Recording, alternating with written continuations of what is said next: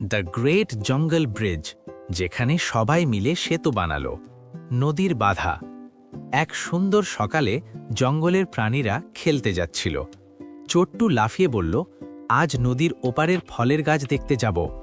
মোটু ঝাঁপ দিয়ে বলল, আমি সব ফল আগে দেখতে চাই। টুনটুন শান্তভাবে বলল, কিন্তু নদীটা পার হওয়া যাবে কিভাবে? নদীর পাশে দাঁড়িয়ে তারা দেখতে পেল পানি অনেক।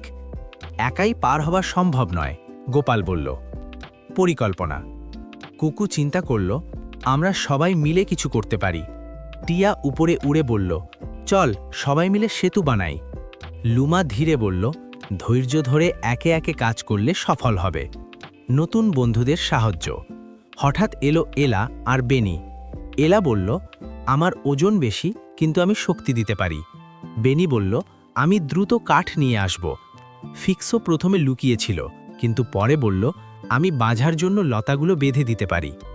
সবাই মিলে কাজ। বড় কাঠগুলো ঠিক স্থানে রাখল। মোটু লাফিয়ে ছোট বাঁশগুলো নিয়ে এলো। টুনটুন সবাইকে নির্দেশ দিচ্ছিল। কুকু ছোট পাতাগুলো সাজালো। টিয়া উপরে উড়ে সব ঠিক আছে কিনা দেখছিল। লুমা ধীরে ধীরে সব সংযোগ ঠিক করল। গোপাল শান্ত কণ্ঠে উৎসাহ দিল। এলা শক্তি দিয়ে বড় কাঠ ধরে রাখল। বেনি দ্রুত কাঠ আনল। ফিক্সো বাঁধার জন্য লতা বেঁধে দিল। সবাই একসাথে কাজ করলে ছোট্ট সেতু তৈরি হলো। নদী পার হওয়া। সবাই আনন্দে সেতু দিয়ে নদী পার হলো। চট্টু বলল, দলগত কাজ করলে বড় বাধাও ছোট হয়ে যায়। মোটু হাসল, একসাথে কাজ করলে মজা আরও বাড়ে।